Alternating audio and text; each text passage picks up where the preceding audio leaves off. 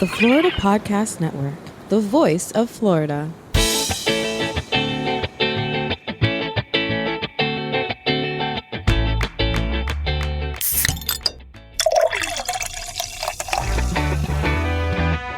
From Mallory Square in Key West to the Governor's Mansion in Tallahassee and all points beyond, you're listening to the Florida Beer Podcast, powered by FloridaBeerBlog.com, your source for all things related to the craft beer community in the Sunshine State.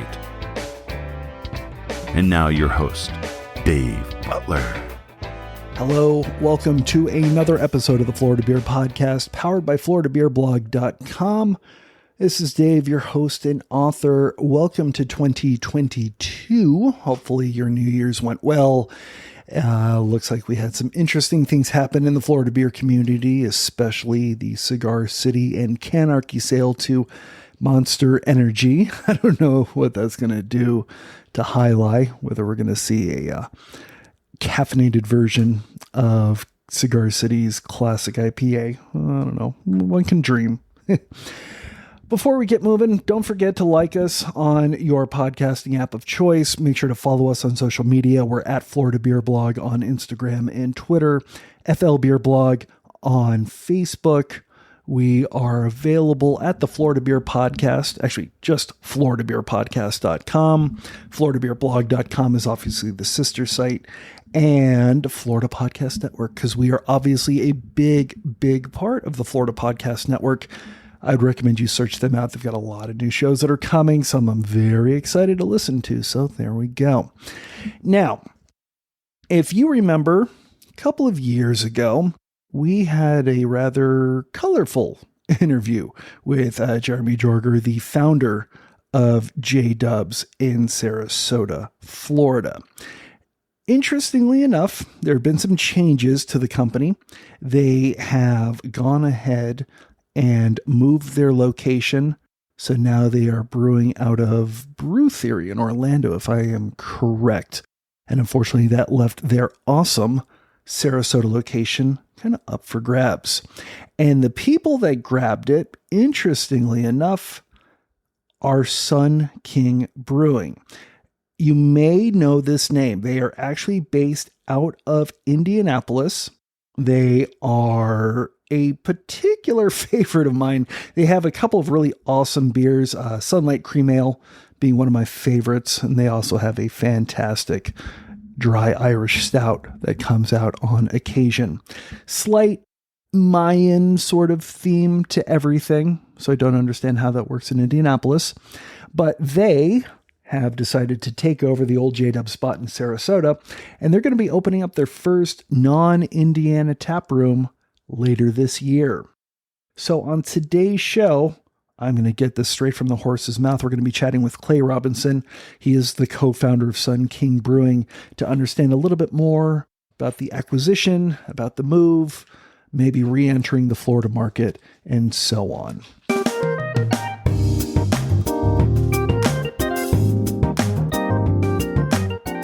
To start with, for Floridian beer drinkers that are not familiar with Sun King, who is Sun King at kind of a high level?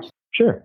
Sun King Brewing Company was started in 2009 by myself, Clay Robinson, and my business partner, Dave Cole. Both of us were professional brewers. Dave started brewing in 1996 at a little brew pub in Indianapolis, and I started brewing in 1999 at the Rock Bottom in Indianapolis. And both of us started our careers working in the restaurant side of things, and had been working in the restaurant through college and beyond, and ended up at a brew pub where the realization that there were actually people who made beer for a living, and that was a job that you could have. And we both separately decided that that was the job that we wanted to have. So both of us started our beer careers separately, but are kind of intertwined as it's a small community. And in 2005, Dave and I started working together at a brew pub in downtown Indianapolis. And the first week that we were together, at the end of the week, we were having a beer and started a conversation that was, what would you do if you could open your own brewery?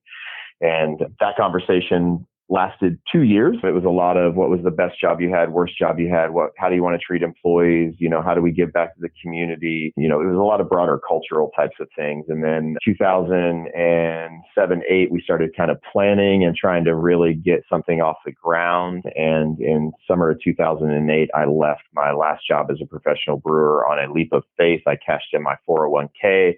And I took a year off to write the business plan and get things up to snuff. Dave joined me in the spring of 2009 and to finish building out the brewery, which is located in downtown Indianapolis, about a mile from the actual center of town, which is a big monument circle, kind of in the heart of all of our conventions, sports, and entertainment areas. And July 1st, 2009, we brewed our first batch of beer as Sun King Brewing Company with the sole purpose of making and delivering draft beer to bars and restaurants around the city of Indianapolis. So now, fast forward. Yeah, I was going to say, you've got how many tap rooms do you have, not just in Indianapolis, but around Indiana? It has been a long and winding road, but it's been fairly supercharged from the get-go. And if you fast forward, we will turn 13 this year, and we have our main production facility and tap room in downtown Indianapolis. We have a small batch brewery and tap room in Fishers, Indiana, which is about 25 minutes northeast suburb of Indianapolis. We have a distillery and food hall / tap room in Carmel, Indiana, which is about 30 minutes directly north of us. And then we have a small batch brewery in Kokomo and tap room in Kokomo, Indiana, that is about an hour northeast of us. And then we have a location at the Indianapolis airport, which is a tap room in the airport. So that gives us 5. And we are currently working on building out a tap room in Mishawaka, Indiana, which is in northern Indiana, just south across the border from Michigan and about 10 minutes away from Notre Dame's campus. And simultaneously working on opening up our brewery and tap room in Sarasota, Florida. So by the middle of this year and our 13th anniversary, we will have 7 locations that encompass 4 breweries and a distillery. And obviously, there's a certain location that is obviously the reason that I wanted to chat. Sarasota is definitely an outlier with everything else that you mentioned. Why Florida at a bigger level? So as we grew and started to sell beer in some outlying areas and our needs changed, back in 2016, we had a need for a new director of sales, and we were fortunate enough to hire Joe Burns, who was the director of sales for Cigar City. And at the time, Cigar City had just sold to the Canarchy Collective, which then again just sold to Monster Energy Drink. Yeah. So now it's a whole different monster. And Joe didn't want to go bigger on the corporate culture side of thing. He really enjoyed Cigar City as a smaller family-run feeling kind of business. So he reached out to us. We had an opening, and Joe came on board to work for Sun King, and he moved up here. His wife came behind him by a few months, and long story short, she spent one winter in Indiana, to which point she said, I don't want to be here. It's cold, and I'm moving back to Florida. So Joe was put in a position where he sat down with us and said, so my wife's moving back to Florida. And we said, well, what does that mean? Are you quitting? And he said, no, I love it here. I don't want to, but my wife's moving back to Florida and I love my wife and I'm moving back to Florida. So we got to figure out a way to make this work. And we were kind of like, okay, well, you're great at what you do. A lot of it's phone and email. And, we do deal with grocery chains and liquor chains. And so a lot of it can be done remotely and you need to be back here for the various times and meetings. But I think it's probably manageable. And we had been going to Hunapoo Day for a number of years and sending beer down through Cavalier for some one-off distribution in the area. And every year we would send more and it would sell just as fast. So we're like, hey, people seem to like our beer. So if you're going to move back to Florida, why don't we start selling beer in Florida full time? So that was 2017. Florida quickly grew to be our best state outside of Indiana. We do all right in Chicago and Louisville and the rest of Illinois. I don't know, maybe because the weather is great in Florida year round compared to Indiana.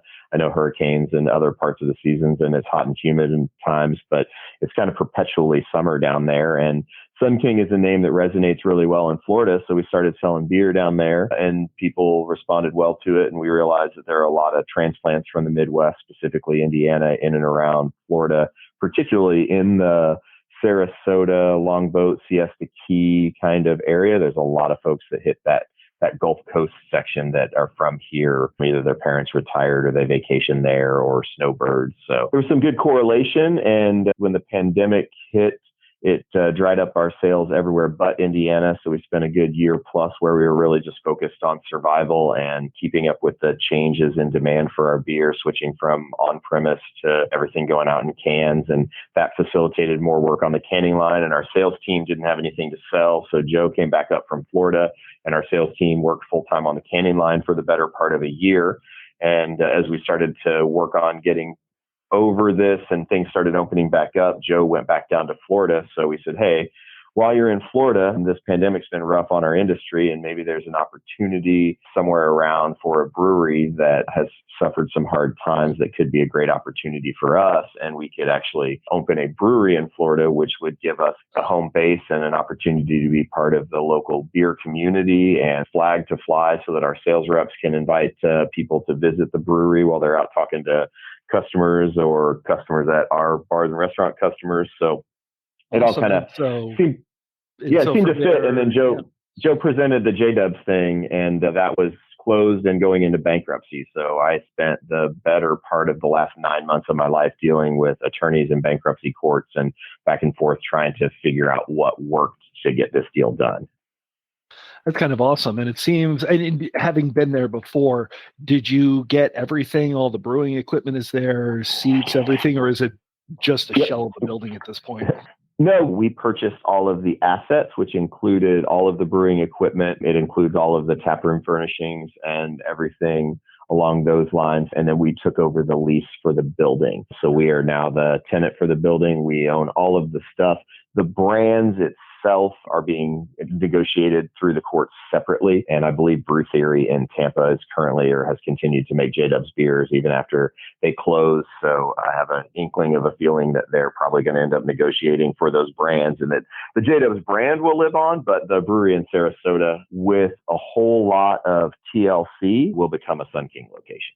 Awesome. And so with Sun King, what is sort of the vision for what the facility will look like? Is it going to be a complete rebuild? If you've been to JDubs before, which I have, you won't even know that it's the same building, or is it going to be some light touches, but you still wanted to keep a lot of the feel that it had? It's, I guess, somewhere in between there. Construction is kind of a mess these days, and we have our own aesthetic that is very different than JDubs aesthetic. The taproom itself is very dark. There's lots of black and dark wood and some like dark orange. So there'll be a lot of paint that's applied and empty for a long time now, and it is dusty, dirty, grimy. So we're going to do a lot of cleaning and scrubbing. The configuration and layout, the tap room will stay the same size. We'll lighten and brighten it up. We're going to put a lot of our efforts into the outdoor area because it's a beautiful outdoor area with those grandfather oaks out there. So we're going to clean up and really focus on having a great outdoor beer garden that's comfortable and inviting. All of our locations are family friendly. And obviously in Florida, you can take kids to breweries, and we want people to be able to, responsibly enjoy some delicious beers while they're visiting with family or friends. And I have children. My partner has children. So we want it to be an inviting space for families and men and women alike to come and enjoy beer. The brewery itself, we are going to pull all of the equipment back to one side so that we can repair all of the concrete floors and actually get them coated so they're easily cleanable. And like one of our hallmarks that we talk about in all of our locations and throughout not just the brewery, but the tap rooms is brewery clean. In order to make great beer, you have to have a clean environment. So we are going to completely clean it up, and we'll use all of the equipment. We're going to reconfigure the layout of the space a little bit to make a little bit more sense for flow and add some space in. And then we will be hiring a brewer. Joe already lives in Sarasota. We'll be hiring a brewer, which will be opened up to our team and the world at large to interview for. So we'll be hiring a brewer that will run the beer program there. And that brewery is our goal or plan is to make draft beer for Florida. Yeah, because with a lot of other breweries that have main facilities elsewhere in kind of a taproom in Florida, they will ship down the cores so the cores are all the same, but have, I guess, special one-offs or specific local-only beers available. Sure. Are you saying that you're going to be doing all the cores there in Florida as well, just for the Florida market, or how does that look? Yeah, to start with, we're going to make our core draft beers for Florida in Florida. The shipping and logistics right now is just such a nightmare. It's been one of the things, as we've talked about this, and the world has continued to change. So for us to actually produce those beers in Florida and be able to deliver directly to our distributors in Florida is very huge for us. So we'll be making the majority of our core beers. Pechanga, which is one of our better sellers, is a lager, and it's a 6-week turn time. And we'll probably continue to make Pechanga here just so we don't strain that brewery and are able to make some other beers. Like Amber Has Two Moms is one of our beers that's been extremely popular in Florida, and it is not a year-round beer in Indiana, but it will be a year-round beer in Florida.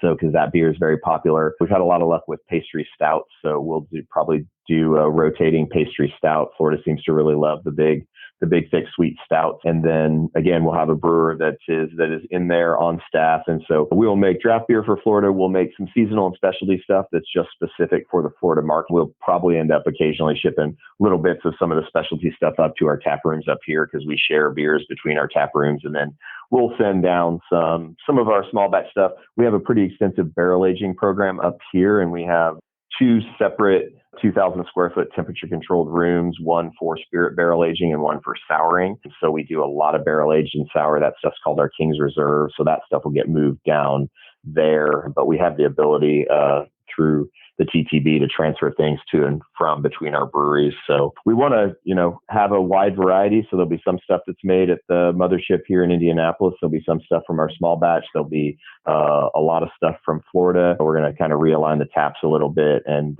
make sure that we have at least 18 to 20 taps.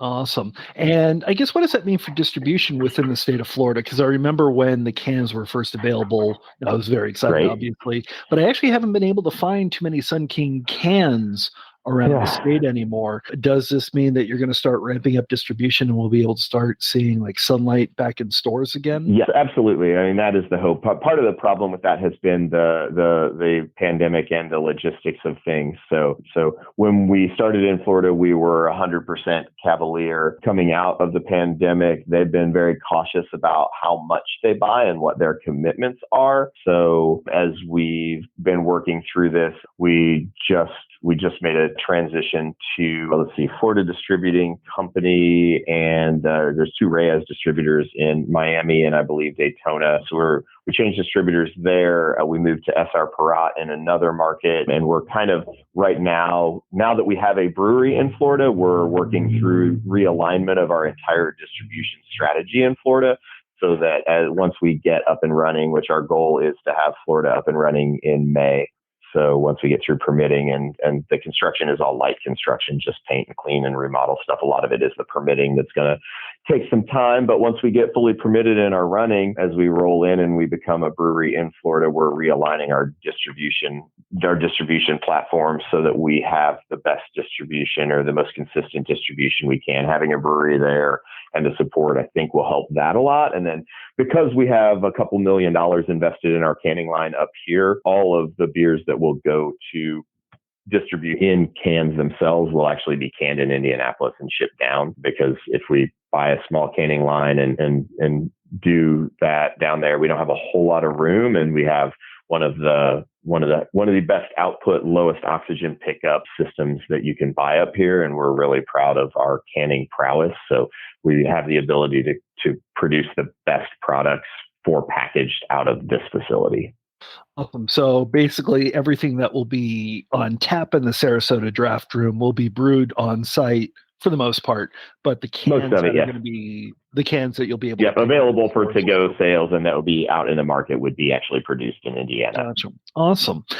Obviously, one of the other things that the JDubs tap room did not have is an on-site kitchen. Have you started looking at either the possibility of an on-site kitchen or the traditional food truck combinations? So we we gotta get into the space. Again, the biggest problem with anything right now is construction and permitting and everything takes a lot of time. So our initial move is the clean up, paint, reconfigure, make it into a Sun King location and shine it up and get open to the public where we're making beer and serving customers. From there, we'll take a look. I mean, we definitely have had some conversations.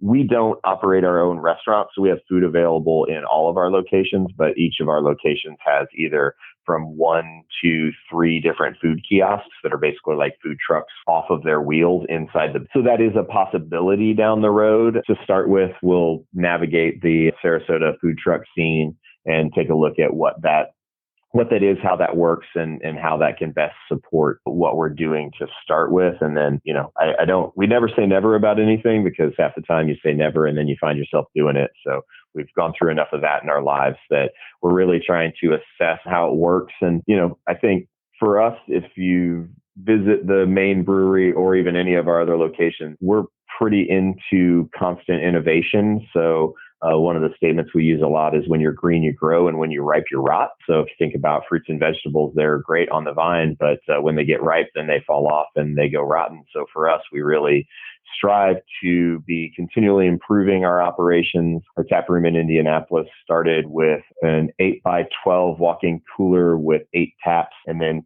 2 Costco folding tables in front of it, 4 Costco folding picnic tables, and that was pretty much it. And now if you walk in today, it's a beautiful space with, party lights hanging, and it's well painted, and it's got beer garden tables and a bar area, and it's a really nice space. So we're going to make it really nice, and then we're going to spend the rest of our lives making it even better. Awesome.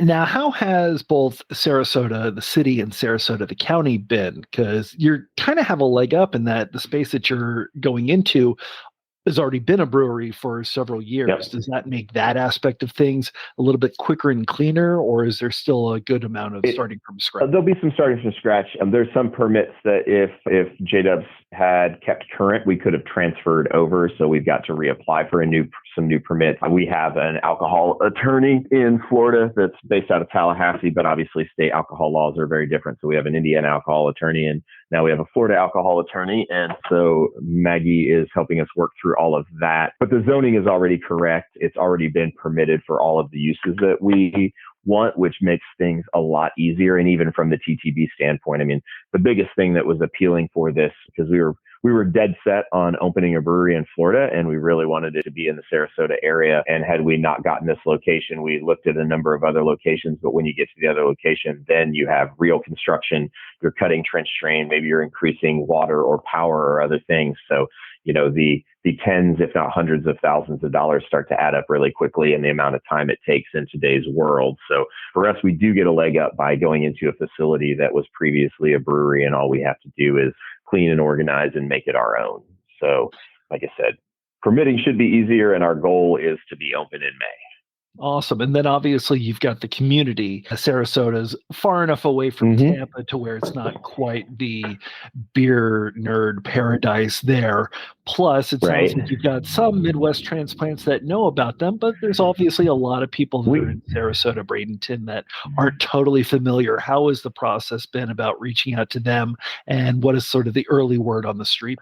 It's good. We've gotten really great response from the local media. We got great coverage about our announcement, and people were excited about it. And the folks that I have talked to, having already sold beer in Florida, there are a lot of people who are familiar with our brand, people not even necessarily in Florida. So, we've got 3 brewery reps in Florida plus Joe Burns. So we've got 4 people who have been out there, selling Sun King and creating relationships that are beneficial for us to start with. So we've got a really great base of things. And then just from visiting a couple times in the past year as we've been working on this deal, I've been really impressed with the Sarasota area in that the bars and restaurants in there really seem to embrace local. So your places that have a decent beer focus all have a lot of local beer. So I feel like the local beer scene down there is really strong.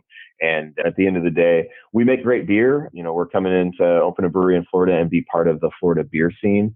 Along with that, we do a ton of community work, and we work with nonprofits and community organizations on fundraisers. We do a lot of gift bags for silent auctions. And so there's a really robust community program that is at the core of who Sun King is, that we will be adapting for Florida, so that, we'll use the tap room for various nonprofit events so that groups can gather and host meetings, or we do some dollar give backs on pints for a lot of that stuff. And, we work with our distributor partners to support festivals or beer events that have nonprofits involved so that they can raise funds. So that's one of the fun things that we have and we do that allows us to be a part of the community and give back. So, I think that with that, and it's pretty standard in brewery ethos to try to give back to the community. And we like to think that we're really good at it. So we're excited about really digging in and getting involved in Sarasota and then Florida at large as we become a part of the greater scene. That's awesome. I can't wait for it to open. I guess the next time we will talk is when your Sarasota facility is up and running. Thank you so much for coming on the show. Yeah. I appreciate it. And hopefully we can get you out of the cold soon. Yep, I'm looking forward to it. I'll be down there in February to start getting real work done on this spot so we can get it open and we can share a beer there. Hello, this is producer Jemmy, founder of the Florida Podcast Network, here to thank our partner, Mainline Marketing. Great equipment can make the difference between an ordinary podcasting experience and one that is immersive and inspiring. The sound quality produced with the Shure MV7 podcasting microphone is simply far superior to other options on the market. The voice isolation technology will help you sound great, even when you're not in an expensive studio. But not only is the sound quality simply unreal, but the Shure MV7 podcasting mic is very easy to use with 2 output options. So whether your show format and setup call for you to plug your microphone into the USB port right on your computer or to use it with an XLR cable into your mixer, you'll find the setup is easy. The Shure MV7 sound quality is top-notch, and it's easy to use, versatile, and also looks really great for your social media shots. So thank you again to Mainline Marketing. Having won over 40 various achievement awards, Mainline Marketing has been the go-to audiovisual manufacturers industry rep since 1987. They can be trusted to bring you the best. Visit mainlinemarketing.com today and partner with them. And be sure once again to check out the MV7 podcasting microphone from Shure by going to shure.com. That's SHURE.com. Shure, turning a passion for making great microphones into an obsession.